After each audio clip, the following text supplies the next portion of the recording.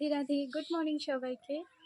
নববর্ষের অনেক অনেক শুভেচ্ছা ও ভালোবাসা। বড়দেরকে জানাই প্রণাম, ছোটদেরকে আমার অনেক অনেক ভালোবাসা। নতুন দিন, নতুন বছর, সবাই যেন ভালো থাকে, সুস্থ থাকে। আবার সকাল সকাল স্নান করে চলে আসলাম রান্নাঘরে। পুজো কিন্তু কাকিমি দিয়ে দিয়েছে, এদিকে বড় বজরংবলীকে পুজো দিয়ে চলে আসছে। তো তাড়াহুড়ো করে রুটি আর তরকারি বানিয়ে দিলাম, কারণ ও খেয়ে আবার দোকানেও যাবে। তারপরে এদিকে রুটি চা বানানোর পর সোনাকে তুলতে আসলাম। তো ওদিকে দেখো ক্যামেরাটা দেখে ও হাসছে, কারণ ও ওঠার সাথে সাথেই ক্যামেরার দিকে নজরটা পড়েছে। তো যাই হোক, ওকে একটু আদর করে দিয়ে দিলাম ওর পাপার কোলে। আর দুপুরবেলা এদিকে চলে এসছে, দেখো মা আজকে কি একটা স্পেশাল ডিশ রান্না করেছে, সেটাই তোমাদেরকে শেয়ার করবো। এই বড়াটা কিসের বলো তো? মাছের যে পেটি আছে, কাঁটাগুলো ছাড়িয়ে বেসন দিয়ে বড়া করে, আলু বেসন দিয়ে বড়া করে এই রেসিপিটা বানিয়েছি। খেতে কিন্তু খুব টেস্ট হয়েছিল।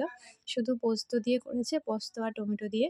এটা খুব খেতে কিন্তু ভীষণ ভালো লেগেছে জিনিসটা। আর এদিকে আমাদের নিয়ম আছে যে বাসি পাঁচন খেতে হয়। তো দুপুরবেলা রান্না হয়েছিল পাঁচন। বাচন তো কালকেরই ছিল। পাঁপড় ভাজা, এই যে বড়া করে তরকারিটা করেছিলাম, মাছের ডাল আর আলু বেগুন দিয়ে মাছের ঝোল, আর মিষ্টি ছিল। যেহেতু আজকে পয়লা বৈশাখ, মিষ্টিতে ছিল দই, আ গুড়ের রসগোল্লা আর গুড়ের কালাকাঁদ। তো এই মিষ্টি ভাইই এনেছিল। তো তোমাদের কেমন কেটেছে পয়লা বৈশাখ অবশ্যই কমেন্ট করে জানিও।